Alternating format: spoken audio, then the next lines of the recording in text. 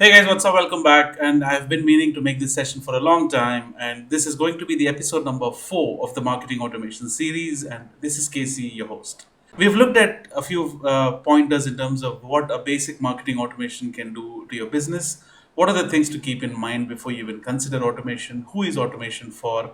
While we gradually progress towards the journey of understanding your day in, day out tasks of marketing automation and to understand the scope of marketing automation and to also come to a place where how do I use and leverage the marketing automation understanding to transform any business to help them achieve their goals is the point of this series.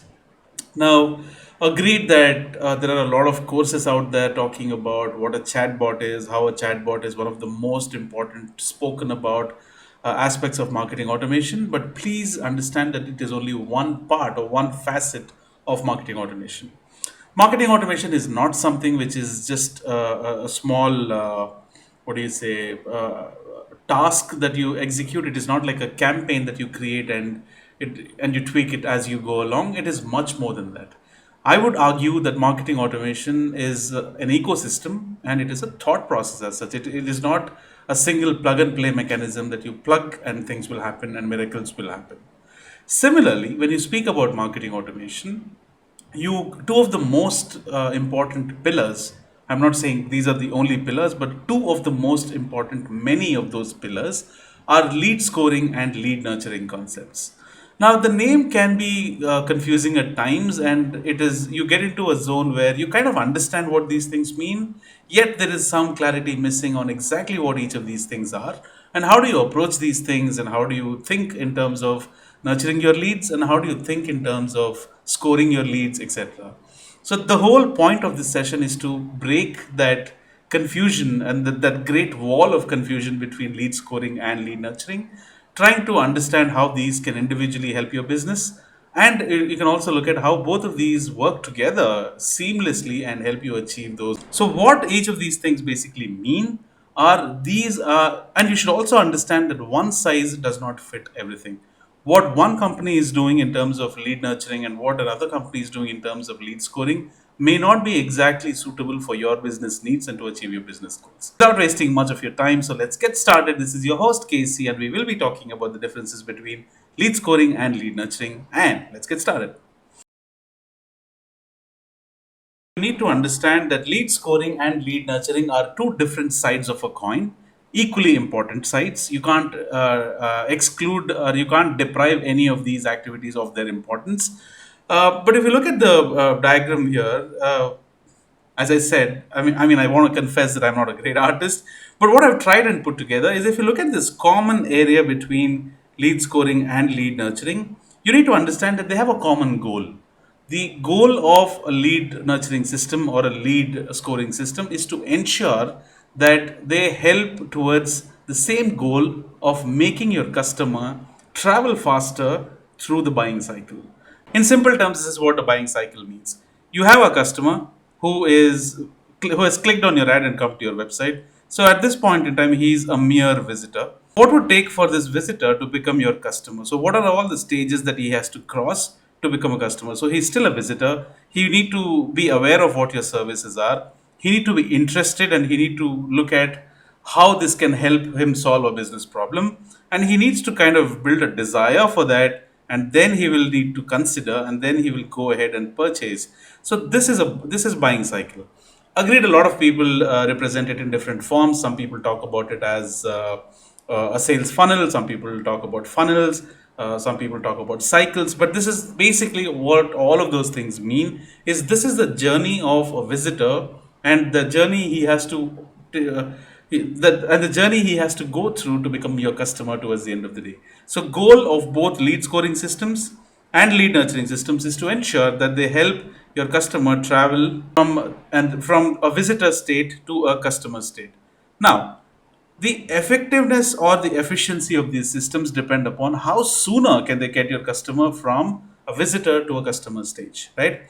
Now, the efficiency of these systems depend upon how faster this journey happens and how quickly does this journey happen is what determines your lead scoring and lead nurturing systems. keep in mind, if you scale this, if you arrive at an optimum stage of executing these lead nurturing and scoring tasks every day, all you need to do is scale it up so that you can maximize your returns and ROI in terms of achieving your business results. All right, so moving forward, we need to understand another thing. Now, this is a sales funnel, right? On the outset, if you look at this, both of them look like sales funnels, which are quite similar, right? So, what's the difference between this is a funnel structure onto your left, and this is also a funnel structure onto your right. So, what's the big difference? The process is the same. Everybody has to come into the top of the funnel, whether whatever is your mode of getting traffic, whether it's ads, SEO, organic, social, whatever. These people will enter the funnel, and it will only count it as a conversion, or the conversion will only happen when people exit your funnel, right? Now, this is the most important thing. Now, what defines the success of this funnel is what is the width of the funnel, how wide is your funnel, which means how many people can your funnel get inside into it, and what is the output, what is the ROI, and how many people does the funnel throw out as customers. It's very clear, right? There are two things you need to be very clear about. The quality of your leads that come into your funnel is the quality of your output. So basically, the input quality is equal to the output quality. If you're getting quality inputs at the top of the funnel, you will get quality results and quality customers at the end of that. However, also remember, in addition to quality, the number of customers that your funnel is also bringing in is important. So, which means that this width is important, right? Now, this width, the wider the funnel, the better are your chances of getting quality customers.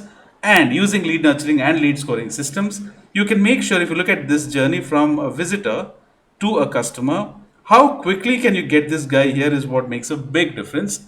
Lead scoring and lead nurturing will help you achieve this whole purpose.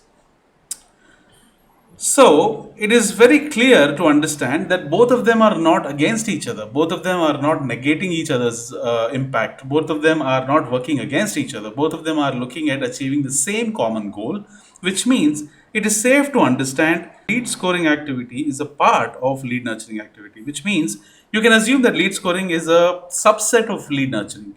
So, if you look at the bigger picture, lead nurturing is the broader picture of how you nurture your leads through the process at each stage of the buying cycle.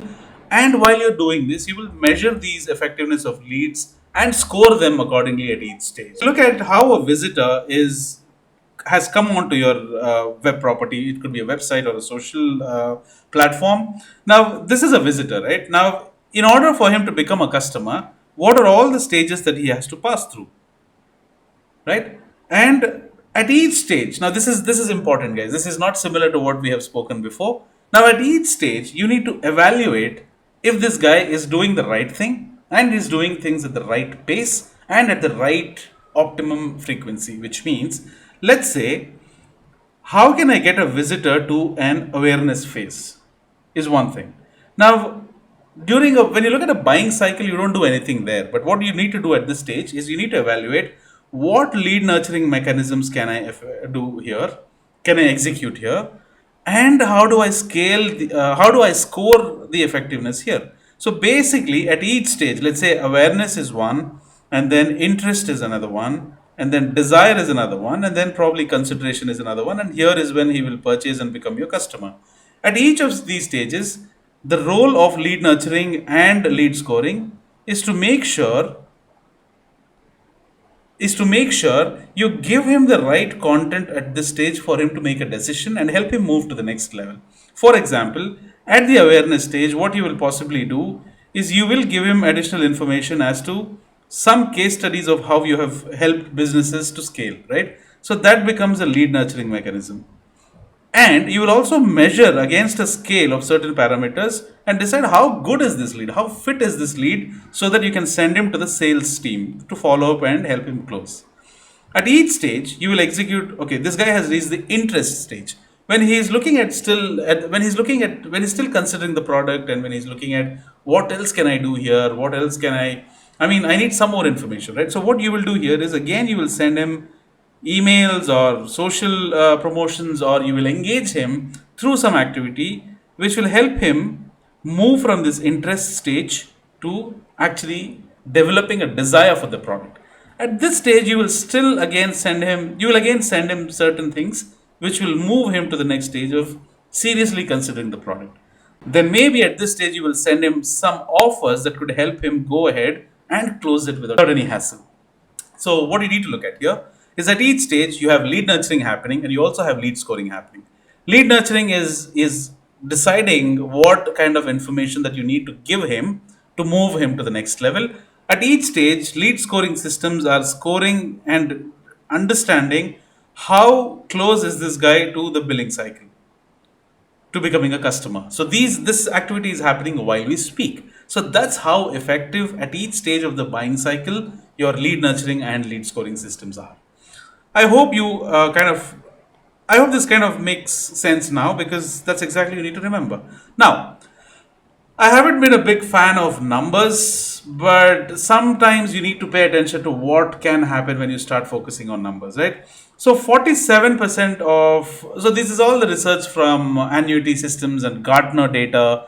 So 47% of businesses using lead nurturing and lead scoring mechanisms have seen an increase in revenue when they have used these systems as opposed to not using these systems. 10% of professionals feel that in the next 6 to 9 months after using automation and lead scoring and nurturing mechanisms, they saw a spike in the number of sales coming in. 37% of businesses saw that the quality of leads were improving after you have developed using these systems. 50% of increase in leads happened, and 33% of cost has come down after businesses have implemented marketing automation and lead nurturing, lead scoring systems. 20% of businesses have seen an increased opportunity in making revenue because they are at a better position to decide where a lead is at the buying cycle, what needs to be given to him to move him to the next level, and if there is any cross sell that can be done, if there is any upsell that can be done. So, this is increased opportunity, which is a bonus because you're spending the same amount of money and effort on a lead while you're getting something more in return in a compounded way. That's the beauty of these numbers, that's the reason I've included this here. Actually, if you want to understand the difference between lead scoring and lead nurturing, it is as simple as this. It cannot get simpler than this. You have a visitor at the awareness stage, and for him to go ahead and purchase your product, that's when he will become a customer. In between these two stages, there are a lot of phases that one has to go through. For example, you like a girl, and this is you seeing her happily getting married with you, of course.